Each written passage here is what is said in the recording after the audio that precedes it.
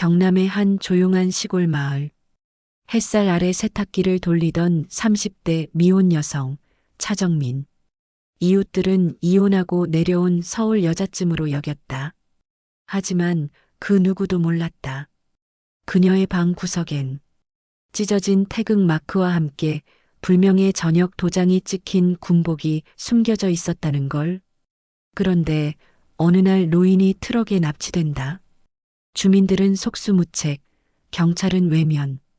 그런데 조용히 고무장갑을 벗은 차정민이 밤길을 따라 사라졌다.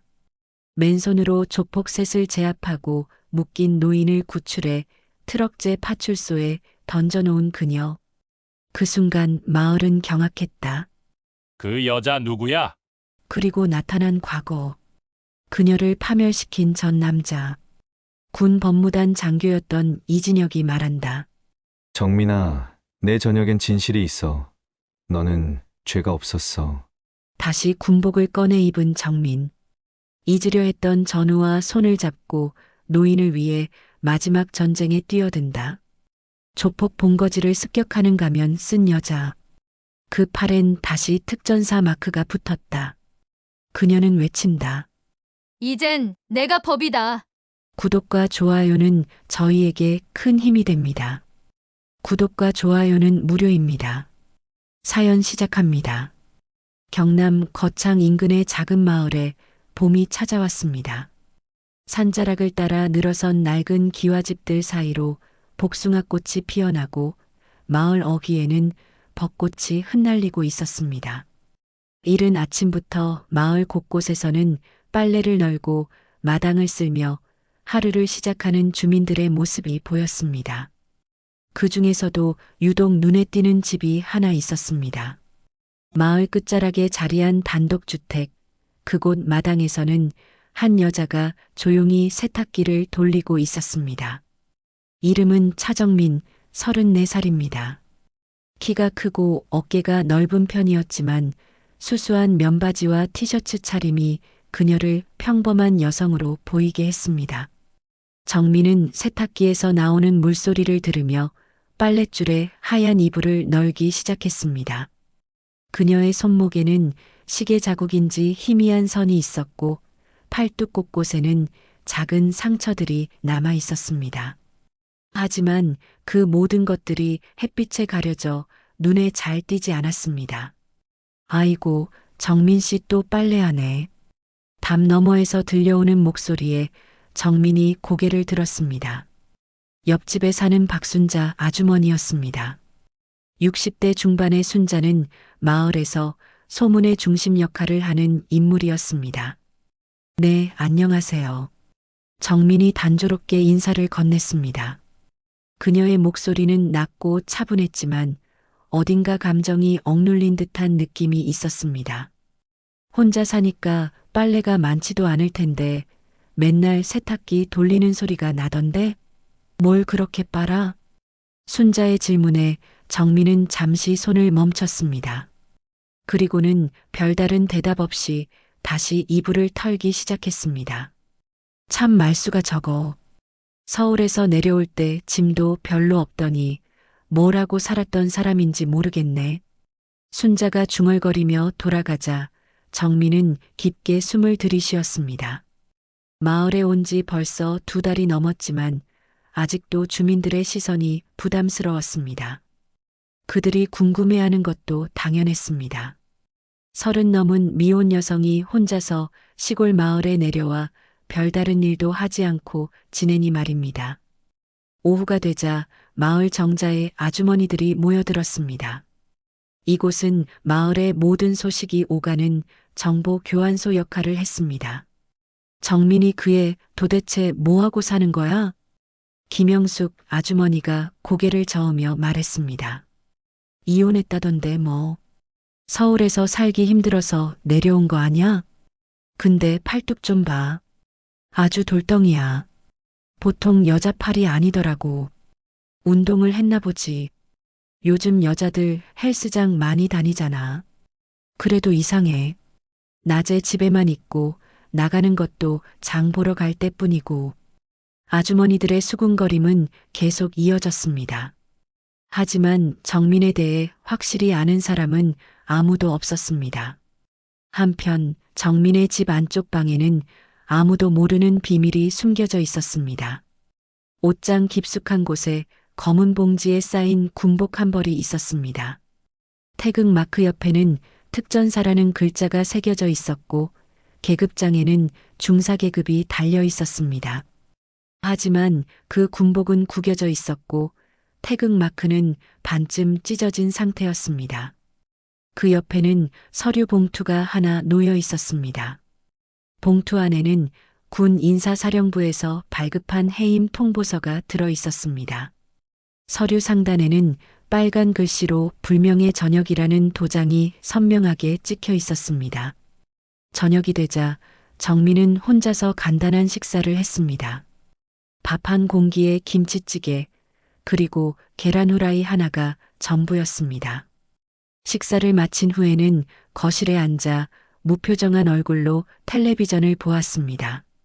하지만 그녀의 눈은 화면을 보고 있지 않았습니다. 어딘가 먼 곳을 바라보고 있었습니다.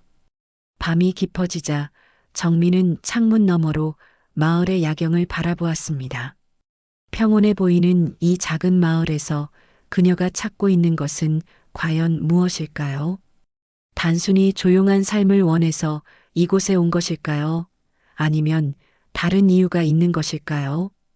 창밖으로 차가운 봄바람이 불어왔습니다. 정민은 창문을 닫고 불을 껐습니다.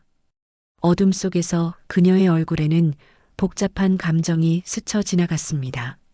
하지만 그 감정이 무엇인지는 아무도 알 수 없었습니다. 다음 날 아침 정민은 또다시 마당에서 세탁기를 돌렸습니다. 햇살이 내리쬐는 평범한 하루가 시작되었습니다. 하지만 이 평범함이 언제까지 계속될지는 아무도 모르는 일이었습니다. 차정민이 마을에 정착한 지 한 달쯤 지났을 무렵 마을에는 새로운 인물들이 나타나기 시작했습니다. 마을 입구 쪽에 있던 폐가 한 채가 갑자기 공사를 시작한 것입니다. 낡은 기와를 걷어내고 페인트 칠을 하더니 며칠 만에 깔끔한 모습으로 변했습니다. 저기 누가 들어온대? 마을 정자에서 아주머니들이 수군댔습니다. 봉사단체라던데 노인분들 도와주는 일을 한다고 하더라고. 김영숙 아주머니가 고개를 끄덕이며 말했습니다. 요즘 같은 세상에 그런 착한 사람들도 있구나. 근데 대표가 누구야? 오두환이라는 사람이래. 50살쯤 되어 보이던데 인상이 좀 험상궂어 보이긴 하더라고. 실제로 오두환은 험상궂은 인상의 소유자였습니다. 키가 크고 덩치가 큰 그는 팔뚝에 용 문신을 새기고 있었습니다. 과거 조직 생활을 했던 전력이 있었지만 지금은 새 삶을 살고 있다며 봉사단체를 운영한다고 했습니다. 오두환과 함께 온 사람들도 비슷한 부류였습니다. 박철수, 김대호, 이성훈. 모두 40대에서 50대 사이의 남성들로 겉보기에는 평범해 보였지만 어딘가 어두운 분위기가 감돌았습니다. 어르신들, 저희가 도와드릴 일이 있으면 언제든 말씀하세요. 오두환이 마을회관에서 주민들에게 인사를 했습니다. 병원 갈 일 있으시면 차로 모셔다 드리고 장 보실 때도 도와드릴게요. 복지 신청하는 것도 저희가 대신 해드릴 수 있어요. 노인들의 반응은 좋았습니다. 특히 혼자 사는 어르신들에게는 고마운 일이었습니다. 세상에 이런 착한 사람들도 있구나. 마을에서 가장 연로한 김만복 할아버지가 감탄했습니다. 78살의 만복 할아버지는 최근 들어 건망증이 심해져서 가족들이 걱정하고 있었습니다. 할아버지, 저희가 정기적으로 안부 확인하러 올게요. 혼자 계시니까 위험하잖아요. 오두환이 친근하게 말했습니다. 하지만 차정민의 눈에는 이들의 행동이 수상해 보였습니다. 장을 보러 나갔다가 우연히 그들을 목격한 것입니다. 마을회관에서 보인 친근한 모습과는 전혀 다른 모습이었습니다. 야, 이 동네 노인들 파악 다 했나? 오두환이 부하들에게 물었습니다. 네, 형님. 혼자 사는 노인이 12명, 그 중에서 치매 증상 있는 게 4명 정도 됩니다. 박철수가 수첩을 보며 보고했습니다. 좋아. 복지급여 받는 금액도 조사해봤고? 네, 기초연금하고 생활비 합쳐서 한 명당 월 100만 원 정도는 나올 것 같습니다. 정민은 멀리서 이 대화를 듣고 있었습니다. 그들의 정체가 점점 명확해졌습니다. 봉사단체가 아니라 노인들을 이용해 돈을 빼먹으려는 사기 조직이었던 것입니다. 며칠 후 정민의 우려는 현실이 되었습니다. 김만복 할아버지가 갑자기 사라진 것입니다. 만복이 할아버지 못 보셨어요? 할아버지의 딸인 김순희 씨가 마을 곳곳을 돌아다니며 찾고 있었습니다. 어제 저녁에 분명히 집에 계셨는데 아침에 가보니까 없더라고요. 마을 사람들이 모여서 수색을 시작했습니다. 하지만 할아버지는 어디에도 보이지 않았습니다. 그때 한 주민이 말했습니다. 어젯밤에 트럭 소리가 났었는데 혹시 그것과 관련이 있을까요? 트럭? 무슨 트럭? 큰 화물차 같은 게 지나가더라고요. 평소에는 이 시간에 차가 다니지 않는데 정민의 가슴이 뛰기 시작했습니다. 트럭이라는 단어에 그녀의 과거가 떠올랐습니다. 군 복무 시절 민간인을 실어 나르던 그 트럭 말입니다. 경찰서에 신고는 하셨어요? 정민이 김순희 씨에게 물었습니다. 네, 했는데 단순 실종이라면서 치매 환자들이 종종 길을 잃는다고 하더라고요. 정민은 주먹을 꽉 쥐었습니다. 경찰이 사건을 대수롭지 않게 여기는 것이 분명했습니다. 그날 밤 정민은 잠을 이룰 수 없었습니다. 창문 너머로 보이는 오두환 일당의 집에는 불이 켜져 있었습니다. 그들이 뭔가 의논하고 있는 것 같았습니다. 정민은 옷장에서 검은 옷을 꺼내 입었습니다. 그리고 서랍 깊숙한 곳에서 작은 쌍안경을 꺼냈습니다. 군 시절 사용하던 장비였습니다. 조용히 집을 나선 정민은 오두환 일당의 집 근처로 다가갔습니다. 담장 너머로 몸을 숨기고 쌍안경으로 안을 들여다보았습니다. 거실에는 4명의 남자가 앉아 있었습니다. 탁자 위에는 서류들이 펼쳐져 있었고 그 중에는 김만복 할아버지의 사진도 보였습니다. 할아버지는 어디에 있나? 오두환이 부하에게 물었습니다. 안전한 곳에 보관하고 있습니다. 내일 서류 작업 끝나면 본격적으로 시작할 수 있을 것 같습니다. 정민의 얼굴이 굳어졌습니다. 그들이 김만복 할아버지를 어딘가에 감금하고 있다는 것이 확실했습니다. 이번 일이 성공하면 다른 노인들도 차례대로 처리하자. 이 마을은 완전히 우리 것이 될 거야. 오두환의 말에 정민은 더 이상 참을 수 없었습니다. 하지만 혼자서는 한계가 있었습니다. 증거도 부족했고 경찰도 믿을 수 없었습니다. 집으로 돌아온 정민은 손에 들고 있던 고무장갑을 바닥에 떨어뜨렸습니다. 그리고 중얼거렸습니다. 시작됐군요. 그녀의 눈에는 결연한 의지가 담겨 있었습니다. 평범한 일상은 이제 끝났습니다. 차정민이라는 여자가 아니라 특전사 중사 차정민이 깨어나고 있었습니다. 김만복 할아버지가 사라진 지 이틀째 되는 밤, 차정민은 검은 후드티와 운동화를 신고 집을 나섰습니다. 달빛도 구름에 가려진 캄캄한 밤이었습니다. 마을은 조용했고 개 짖는 소리조차 들리지 않았습니다. 정민은 오두환 일당이 타고 다니는 회색 봉고차의 행방을 추적하기로 했습니다. 낮에 미리 확인해 둔 바로는 그들이 매일 밤 늦은 시간에 어딘가로 나가는 것을 목격했기 때문입니다. 마을 입구 근처에 숨어서 기다리던 정민의 눈에 헤드라이트가 보였습니다. 오두환이 운전하는 봉고차였습니다. 조수석에는 박철수가 앉아 있었고 뒷좌석에는 큰 가방 2개가 실려 있었습니다. 정민은 미리 준비해둔 스쿠터에 시동을 걸었습니다. 엔진 소리가 나지 않도록 조심스럽게 따라갔습니다. 군 시절 배운 추적 기술이 몸에 배어 있었습니다. 적당한 거리를 두고 들키지 않으면서도 놓치지 않는 거리 말입니다. 봉고차는 마을을 벗어나 산길로 향했습니다. 구불구불한 산길을 따라 약 30분 정도 올라가자 폐교 하나가 나타났습니다. 몇 년 전에 문을 닫은 초등학교였는데 이제는 완전히 버려진 상태였습니다. 정민은 스쿠터를 숲속에 숨기고 걸어서 폐교에 접근했습니다. 건물 주변은 잡초가 우거져 있었고 창문 대부분이 깨져 있었습니다. 하지만 한쪽 건물에서만은 희미한 불빛이 새어나오고 있었습니다. 조심스럽게 건물에 다가간 정민은 깨진 창문 틈으로 안을 들여다보았습니다. 그곳에는 충격적인 광경이 펼쳐져 있었습니다. 교실 안에 간이 침대 2개가 놓여 있었고 그 위에는 2명의 노인이 누워 있었습니다.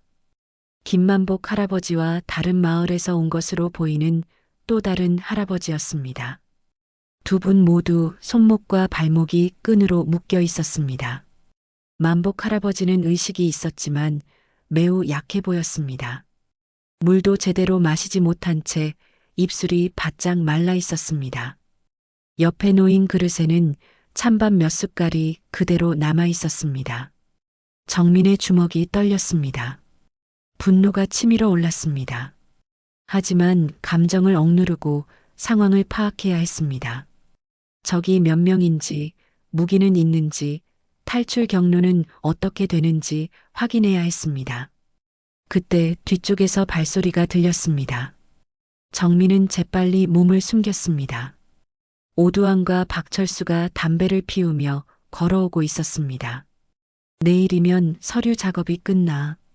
그럼 본격적으로 통장에서 돈을 빼낼 수 있어. 오두환이 담배 연기를 내뿜으며 말했습니다.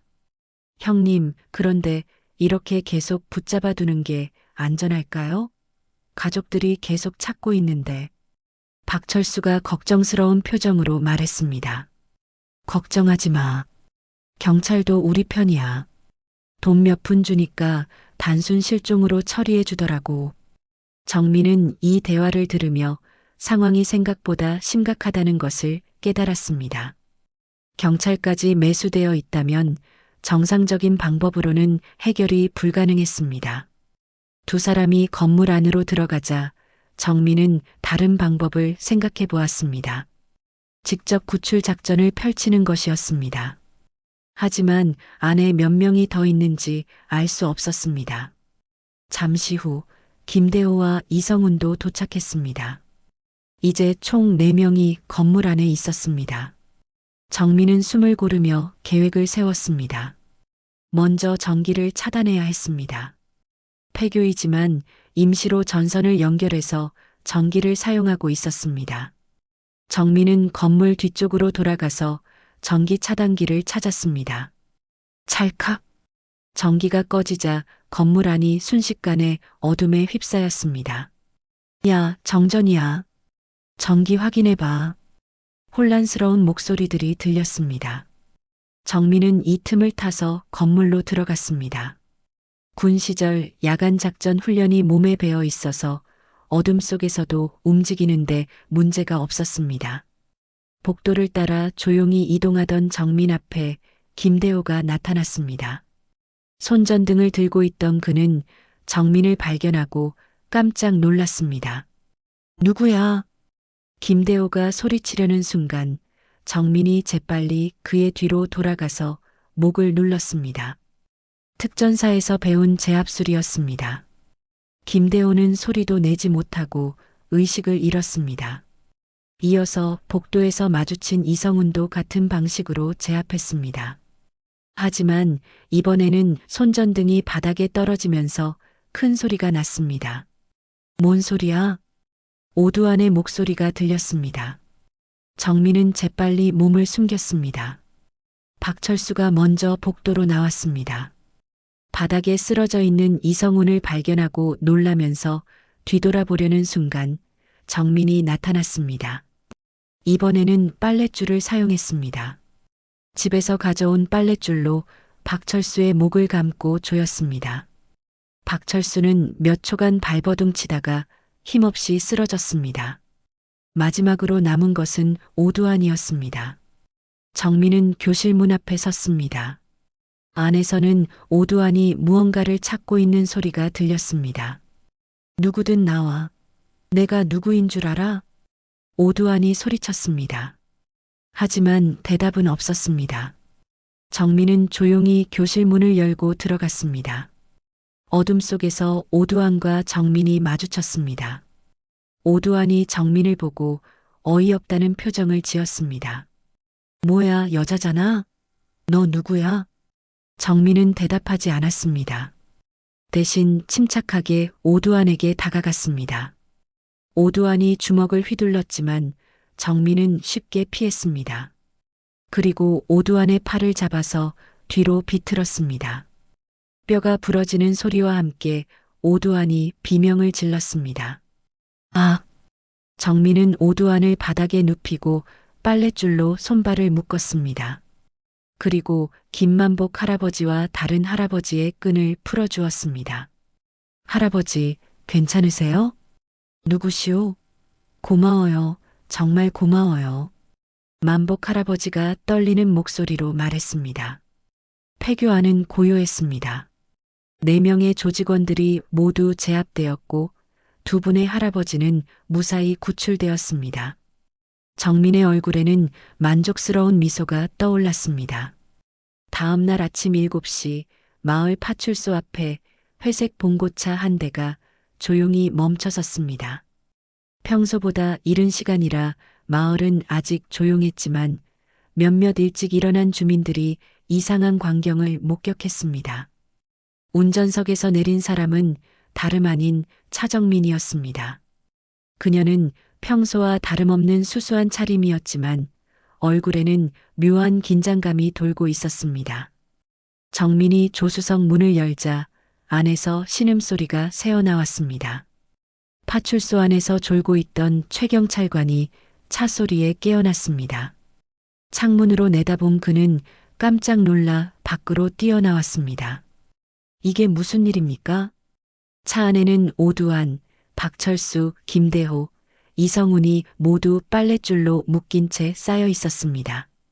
4명 모두 의식은 있었지만 몸을 제대로 가누지 못하고 있었습니다. 신고하러 왔습니다. 정민이 담담하게 말했습니다. 신고요? 무슨 신고를? 최 경찰관이 말을 잇지 못했습니다. 트럭 뒤쪽에서 김만복 할아버지가 떨리는 다리로 내려왔기 때문입니다. 할아버지는 이틀 동안 제대로 먹지도 못했지만 다행히 큰 부상은 없어 보였습니다. 할아버지, 어디 계셨어요? 소식을 듣고 달려온 김순희 씨가 눈물을 흘리며 아버지를 부둥켜 안았습니다. 이 사람들이 나를 가둬뒀어요. 만복 할아버지가 떨리는 손으로 오두환을 가리켰습니다. 마을 사람들이 하나둘 모여들기 시작했습니다. 소문은 삽시간에 퍼져나갔습니다. 정민이가 할아버지를 구해왔다더라. 저 조폭들이 할아버지를 납치했다더라 하는 이야기가 여기저기서 들려왔습니다. 정민 씨가 이걸 다 한 거예요? 박순자 아주머니가 믿기 어렵다는 표정으로 물었습니다. 네, 이 여자가 우리를 습격했어요. 이건 명백한 폭행입니다. 오두환이 소리쳤습니다. 하지만 그의 말에 귀 기울이는 사람은 없었습니다. 습격이라니요? 할아버지를 납치해놓고 무슨 말씀이세요? 김순희 씨가 분노에 찬 목소리로 말했습니다. 최 경찰관은 난감한 표정이었습니다. 사실 그는 오두환으로부터 돈을 받고 사건을 대충 처리하기로 약속했던 터였습니다.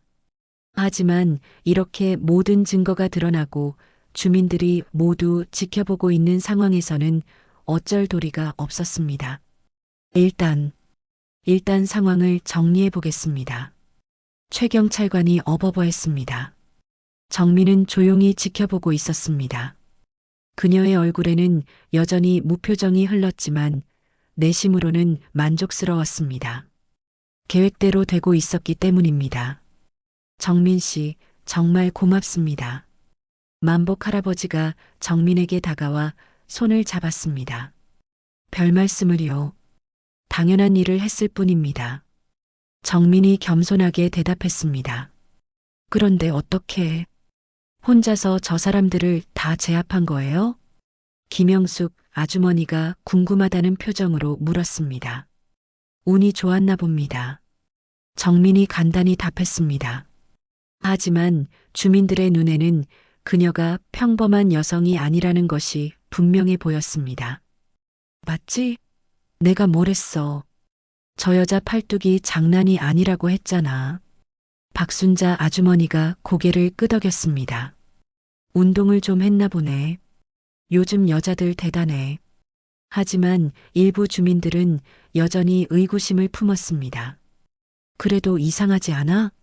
조폭 4명을 혼자서 다 때려 눕혔다니. 맞아. 보통 사람이 할 수 있는 일이 아니야. 저 여자 정체가 뭘까? 웅성거리는 소리가 여기저기서 들렸습니다. 정민은 이런 반응을 예상하고 있었습니다. 자신의 정체가 드러날 위험이 있다는 것을 알고 있었지만 김만복 할아버지를 구하는 것이 더 중요했습니다. 여러분, 조용히 해주세요. 최 경찰관이 상황을 정리하려고 했습니다. 일단 이 사람들은 본서로 연행하겠습니다. 그리고 정민 씨는 진술서를 작성해 주셔야겠습니다. 알겠습니다. 정민이 고개를 끄덕였습니다.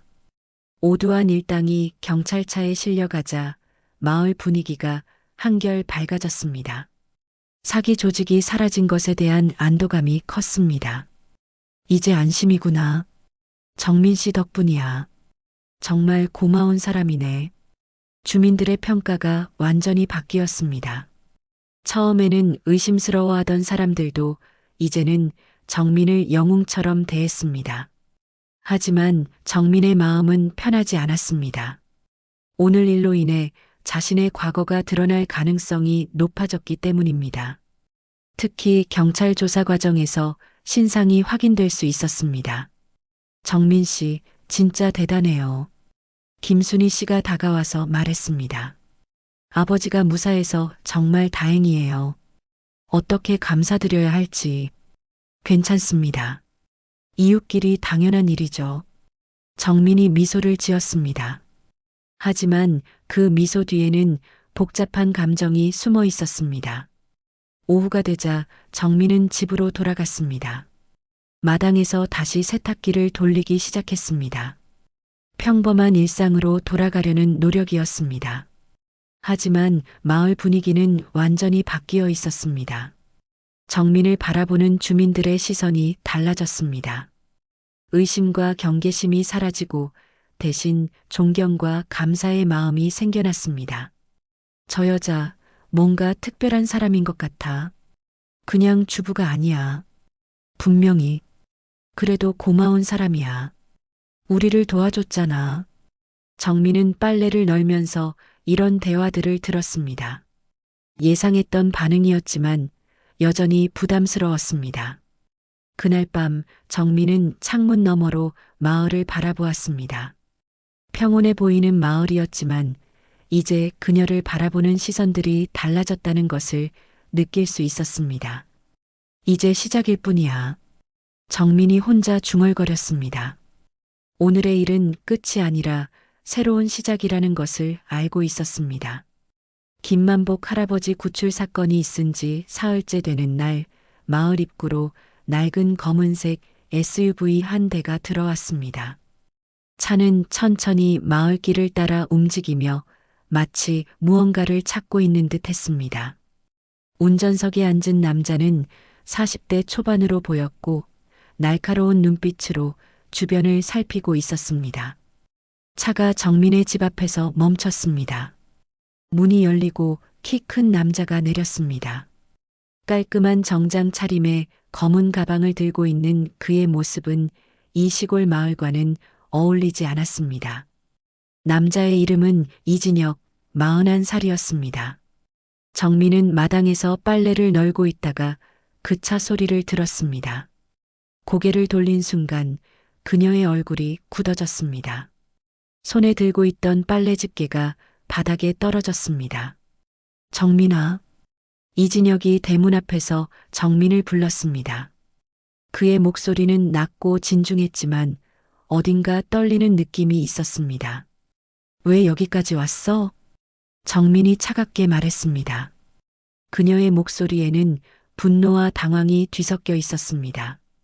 너를 찾느라 고생했어. 주소 추적하는 데만 한 달이 걸렸다. 이진혁이 대문을 열고 마당으로 들어왔습니다. 정민은 한 발 뒤로 물러섰습니다. 돌아가. 여기서 나를 찾지 마. 그럴 수 없어. 우리 사이에 정리되지 않은 일들이 있잖아. 이진혁의 말에 정민의 주먹이 꽉 쥐어졌습니다.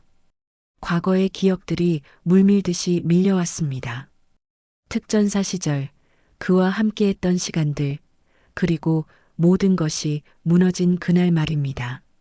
정리할 것도 없어. 너 때문에 내 인생이 망가진 거야. 이제 와서 무슨 말을 더 하겠다는 거야? 정민이 목소리를 높였습니다. 마을에서 처음으로 감정을 드러내는 순간이었습니다. 이진혁은 정민의 격한 반응을 예상하고 있었습니다. 그는 조용히 고개를 숙였습니다. 미안해. 정말 미안해. 미안하다고? 지금 와서 미안하다고 하면 뭐가 달라져? 내가 잃은 모든 것들이 돌아와? 정민의 눈에 눈물이 맺혔습니다. 하지만 그녀는 눈물을 흘리지 않았습니다. 대신 더욱 차가운 표정을 지었습니다. 너 없이도 잘 살고 있어. 이제 그만 가줘. 정민이 돌아서려는 순간 이진혁이 말했습니다. 군 법무단에서 일하고 있어. 정민의 발걸음이 멈췄습니다. 내가 군을 떠난 후에 법무단으로 전속되었어. 그리고 그때 일에 대해서 계속 조사하고 있었어. 정민이 천천히 돌아보았습니다. 이진혁의 얼굴에는 진지한 표정이 떠올라 있었습니다. 무슨 소리야? 내가 불명예 전역을 당한 그 사건 말이야. 민간인 사망 사건. 이진혁의 말에 정민의 얼굴이 창백해졌습니다. 그날의 기억이 선명하게 떠올랐습니다. 작전 중에 발생한 민간인 사상자, 그리고 모든 책임을 떠안고 불명예 전역을 당한 자신의 모습이었습니다. 그 일은 끝난 거야. 이제 와서 왜 그 얘기를 하는 거야? 끝나지 않았어. 진실이 밝혀지지 않았으니까. 이진혁이 가방에서 서류 뭉치를 꺼냈습니다. 이걸 봐. 당시 작전 보고서야. 정민은 서류를 받지 않았습니다. 대신 고개를 저었습니다. 보기 싫어. 그 일은 내 인생에서 지워버리고 싶은 기억이야. 정민아, 내가 죽인 게 아니야. 이진혁의 말에 정민이 깜짝 놀라 고개를 들었습니다. 뭐라고? 그날 죽은 민간인은 내가 쏜 총에 맞아 죽은 게 아니야. 다른 원인이 있었어. 정민의 심장이 뛰기 시작했습니다. 믿을 수 없다는 표정으로 이진혁을 바라보았습니다. 거짓말. 거짓말이 아니야. 내가 직접 조사했어. 당시 현장에 있던 다른 증인들의 진술도 새로 확보했고, 이진혁이 서류를 정민 앞에 내밀었습니다. 왜 이제 와서 이런 얘기를 해? 정민의 목소리가 떨렸습니다. 당시에는 상황이 복잡했어. 상부에서 빨리 사건을 정리하라고 압력을 넣었고, 나도 제대로 조사할 용기가 없었어. 이진혁의 얼굴에도 괴로운 표정이 떠올랐습니다. 너를 지키지 못해서 미안해. 내가 억울하게 모든 걸 뒤집었었는데 나는 아무것도 하지 못했어. 정민은 그 자리에 주저앉았습니다. 다리에 힘이 빠졌습니다. 지난 몇 년 동안 자신을 괴롭혀왔던 죄책감과 분노가 한순간에 무너져 내렸습니다. 정말이야? 정말이야. 내가 무죄라는 증거들을 모두 찾았어. 이진혁이 정민 옆에 앉으며 서류를 펼쳤습니다. 여기 봐. 당시 현장 사진이야. 그리고 이건 탄도 분석 결과고. 정민은 떨리는 손으로 서류를 받아들었습니다. 복잡한 수치와 그래프들이 가득했지만 결론은 명확했습니다. 민간인의 사망 원인은 정민의 총격이 아니었습니다. 그럼 나는 왜 불명예 전역을 당한 거야? 누군가가 진실을 숨기려고 했어. 상부의 지시였을 가능성이 높아. 이진혁이 조심스럽게 말했습니다. 정민의 눈에서 마침내 눈물이 흘러내렸습니다. 몇 년 동안 쌓여있던 억울함과 분노가 한꺼번에 터져나왔습니다. 나는 사람을 죽인 살인자라고 생각하며 살아왔어. 매일 밤 악몽에 시달렸고 거울을 보는 것도 무서웠어. 미안해, 정민아. 정말 미안해. 이진혁도 눈시울이 붉어졌습니다. 이제 와서 미안하다고 하면 뭐가 달라져? 정민이 눈물을 닦으며 말했습니다. 달라질 수 있어.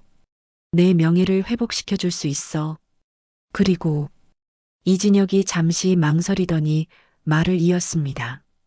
다시 돌아와줘. 특전사로. 정민이 고개를 들어 이진혁을 바라보았습니다. 무슨 소리야? 복직시켜줄 수 있어. 물론 시간이 걸리겠지만 절차를 밟으면 가능해. 정민은 복잡한 표정으로 하늘을 바라보았습니다. 마을 하늘이 유난히 맑아 보였습니다.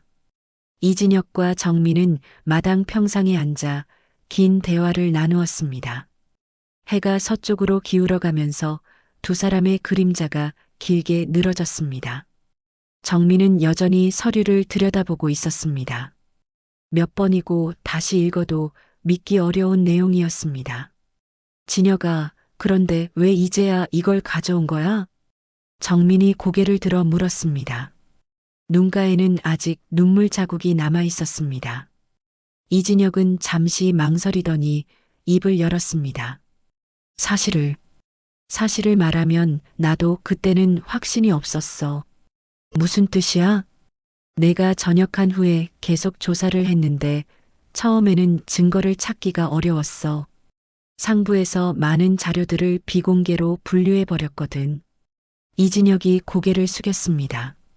그리고 솔직히 말하면 나도 겁이 났어. 이 일을 파헤치다가 나까지 문제가 될까봐. 정민의 표정이 차가워졌습니다. 결국 내 보신이 더 중요했다는 얘기네. 아니야, 그게 아니라. 그럼 뭐야? 나는 몇 년 동안 지옥 같은 시간을 보냈는데 너는 안전한 곳에서 편안하게 지냈다는 거잖아. 정민이 일어서려고 했지만 이진혁이 그녀의 손목을 잡았습니다. 잠깐만, 끝까지 들어봐. 손 놔. 정민아, 내가 법무단으로 전속된 이유가 뭔지 알아? 정민이 이진혁을 바라보았습니다. 징계 때문이야. 내 사건을 제대로 처리하지 못했다는 이유로. 정민의 눈이 커졌습니다.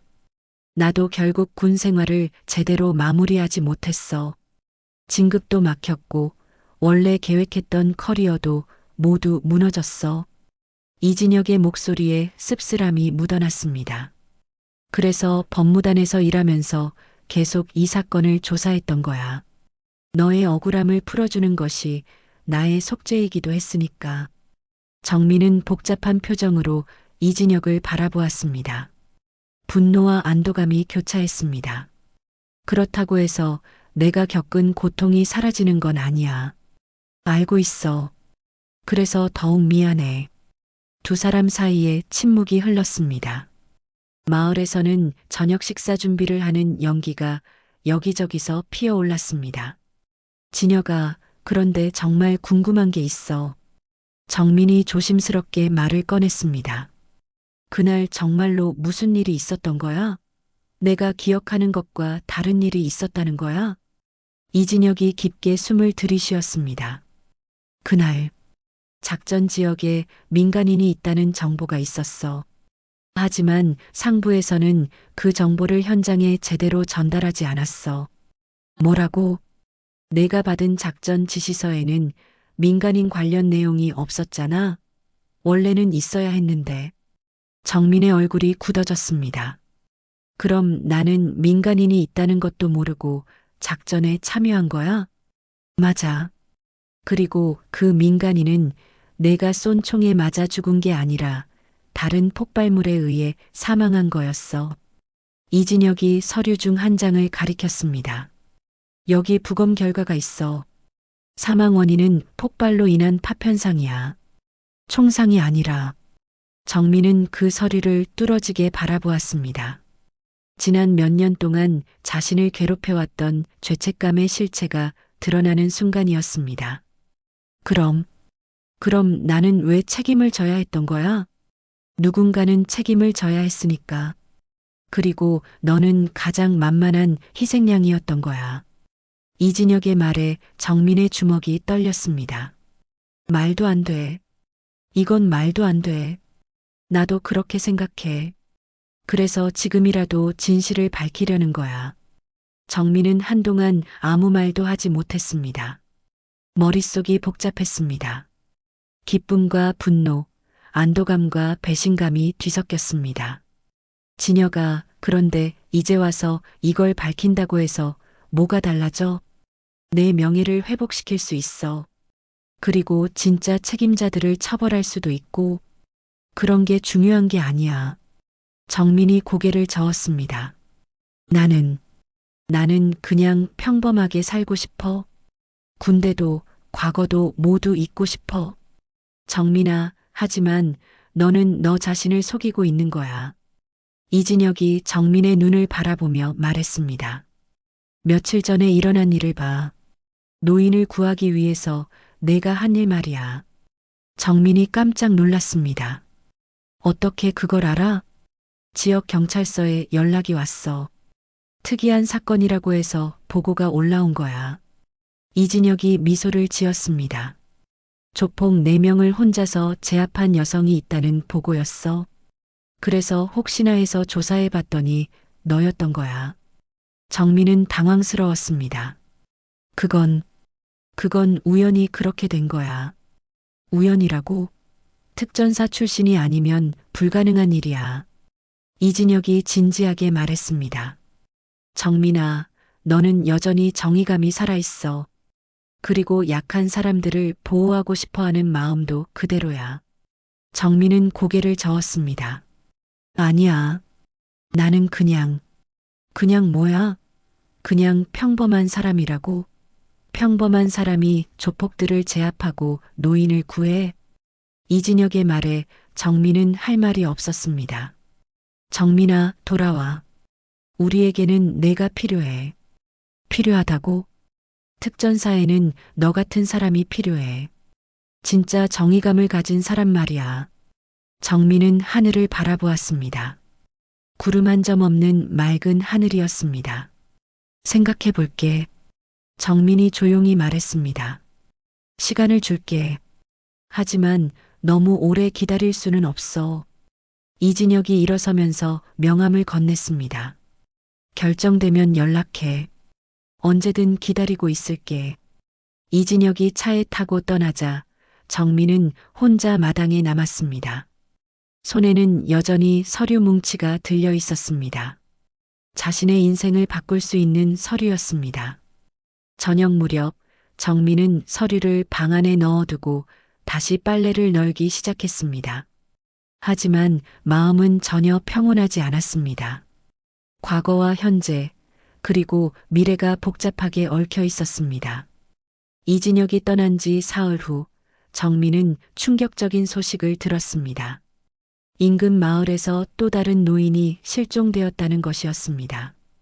오두환 일당이 체포되었는데도 같은 수법의 사건이 계속 발생하고 있었습니다. 이상해. 분명 다 잡혔다고 했는데. 김영숙 아주머니가 걱정스러운 표정으로 말했습니다. 정민은 직감적으로 느꼈습니다. 오두환 일당은 말단에 불과했고 배후에 더 큰 조직이 있다는 것을 말입니다.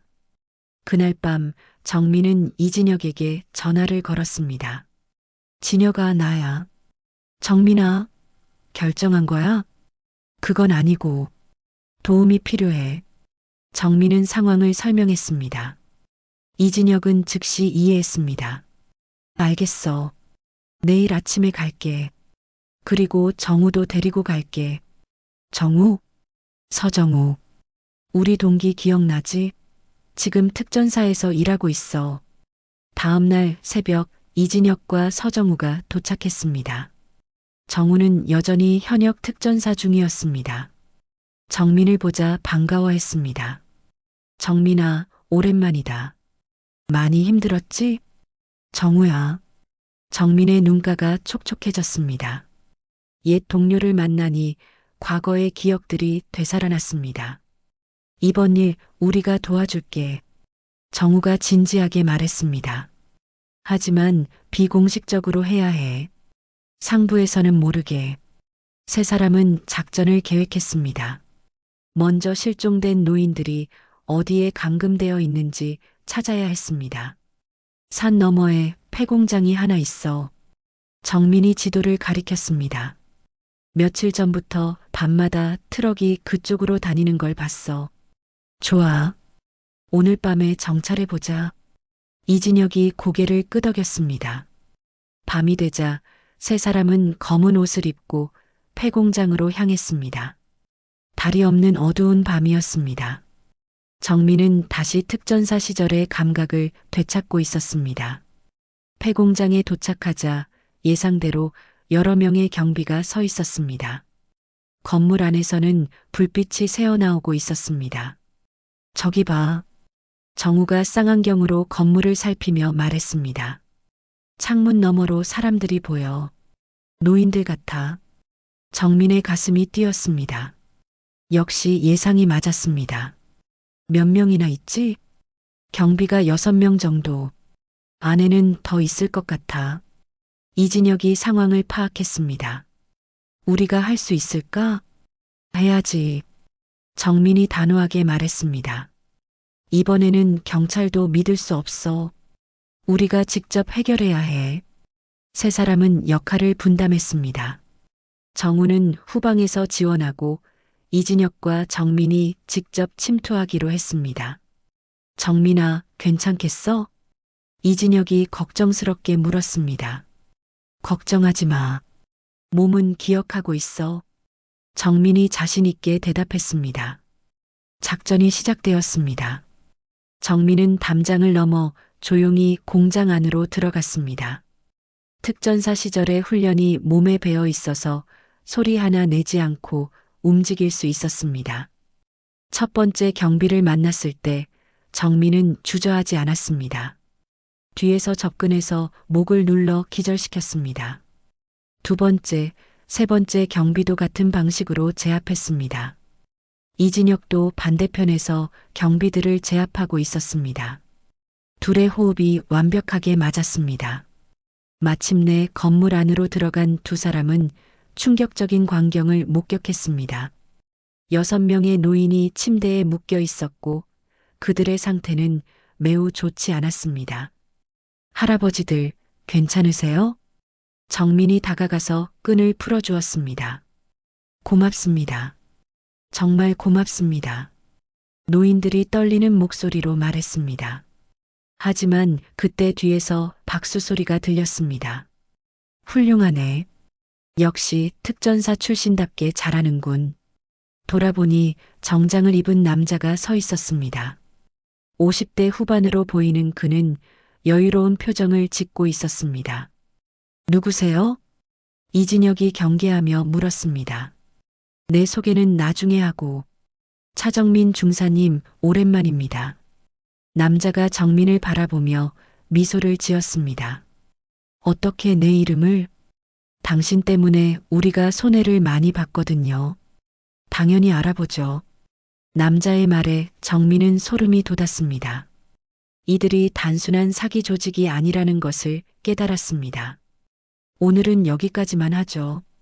다음에 또 만나게 될 것 같은데. 남자가 손짓하자 어둠 속에서 여러 명의 부하들이 나타났습니다.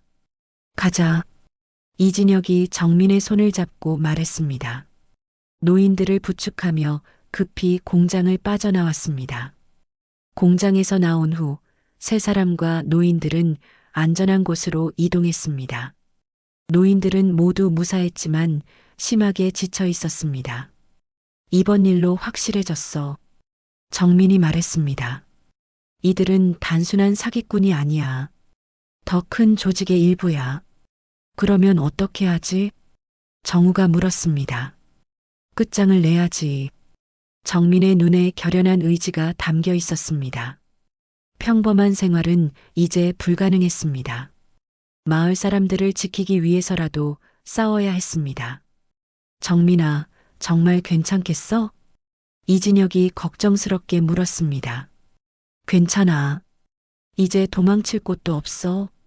정민이 하늘을 바라보며 말했습니다. 새벽이 밝아오고 있었습니다. 마지막 작전을 위해 정민은 옷장 깊숙한 곳에서 구겨진 특전사 군복을 꺼냈습니다.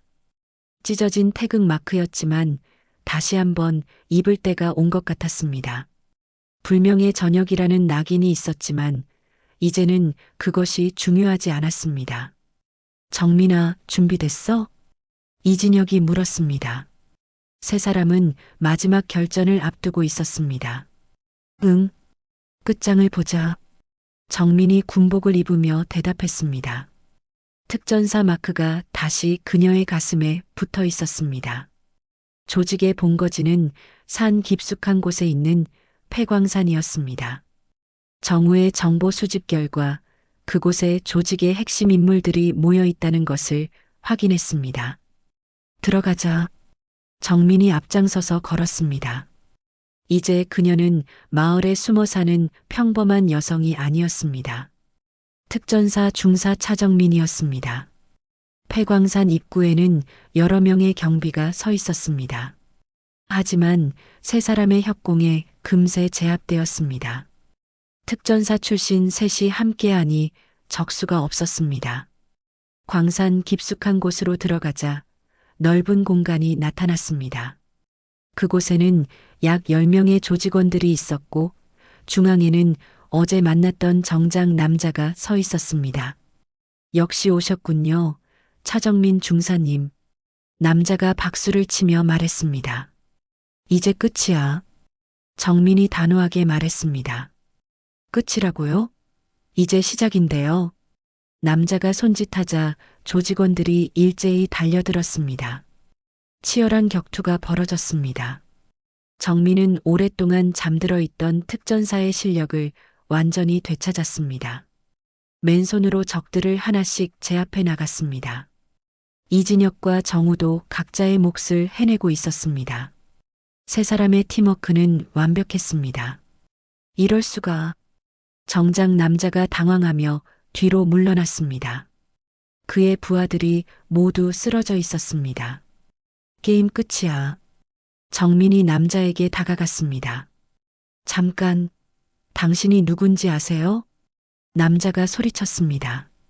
모르겠는데? 저는 국정원 출신입니다. 함부로 하면 안 돼요. 하지만 정민은 개의치 않았습니다. 그녀에게는 더 이상 두려운 것이 없었습니다. 국정원이든 뭐든 노인들을 괴롭힌 대가는 치러야지. 정민이 남자의 목깃을 잡고 벽에 밀어붙였습니다. 사과해. 뭐? 뭘 사과하라고요? 할아버지들에게 사과하라고. 정민의 눈빛이 차갑게 빛났습니다. 남자는 그제서야 진짜 두려움을 느꼈습니다. 몇 시간 후 경찰이 도착했습니다. 이번에는 중앙에서 내려온 수사관들이었습니다. 이진혁이 미리 연락을 취해둔 결과였습니다. 모든 증거가 확보되었습니다. 수사관이 보고했습니다. 조직원들과 배후 인물들 모두 체포되었고 피해자들도 모두 구조되었습니다. 마을로 돌아온 정민은 다시 평상복으로 갈아입었습니다. 하지만 이제 그녀를 바라보는 마을 사람들의 시선이 완전히 달라져 있었습니다. 정민 씨, 정말 고맙습니다. 김만복 할아버지가 다가와 정민의 손을 잡았습니다. 당신 덕분에 우리가 살았어요. 할아버지, 괜찮으시다니 다행입니다. 정민이 미소를 지었습니다. 마을 사람들이 하나둘 모여들었습니다. 이제 그들은 정민이 누구인지 대충 짐작하고 있었습니다. 하지만 아무도 자세한 것을 묻지 않았습니다. 우리 동네 사람이니까 당연한 일한 거죠. 박순자 아주머니가 말했습니다. 맞아요. 이제 진짜 식구가 됐어요. 김영숙 아주머니도 고개를 끄덕였습니다. 며칠 후 이진혁이 다시 찾아왔습니다. 정민아, 마지막으로 한 번 더 물어볼게. 뭘? 정말 돌아오지 않을 거야? 정민은 마당에서 빨래를 널고 있었습니다. 햇살이 따뜻하게 내리쬐고 있었습니다. 여기가 내 집이야. 정민이 웃으며 대답했습니다. 하지만 내 실력이 아까워. 여기서도 충분히 쓸모가 있어. 마을 사람들을 지키는 일이니까. 이진혁은 더 이상 말하지 않았습니다. 정민의 결심이 확고하다는 것을 알 수 있었습니다. 그럼 가끔 연락하자. 그래. 이진혁이 떠난 후 정민은 혼자 마당에 서 있었습니다. 세탁기가 돌아가는 소리가 들렸습니다. 평범한 일상의 소리였습니다. 저녁이 되자 마을회관에서 사람들이 모였습니다. 정민을 위한 감사 모임이었습니다. 정민 씨, 앞으로 계속 우리와 함께 사실 거죠? 김순희 씨가 물었습니다. 네, 물론이죠. 정민이 환하게 웃었습니다. 이제 정말 우리 마을 사람이 됐네요. 마을 사람들이 박수를 쳤습니다. 정민의 눈가가 촉촉해졌습니다. 오랜만에 느낄 수 있는 따뜻함이었습니다. 그날 밤 정민은 창문을 열고 마을을 바라보았습니다. 고요한 밤이었습니다. 더 이상 숨어야 할 이유도 도망가야 할 이유도 없었습니다. 다음 날 아침 정민은 또다시 마당에서 세탁기를 돌렸습니다. 햇살 아래서 하얀 이불을 널었습니다. 평범한 하루가 시작되었습니다. 하지만 이번에는 진짜 평범한 삶이었습니다. 과거의 상처도 죄책감도 모두 씻어낸 새로운 시작이었습니다. 마을 하늘이 유난히 맑았습니다. 때로는 우리 인생에도 정민이처럼 힘든 시련이 찾아오지만 포기하지 않고 묵묵히 버텨내다 보면 반드시 좋은 날이 온다는 희망적인 메시지를 전해드리고 싶었습니다. 긴 시간 함께 해주셔서 정말 감사합니다. 다음에도 더 감동적인 이야기로 찾아뵐게요. 건강하시고 행복한 하루 되세요.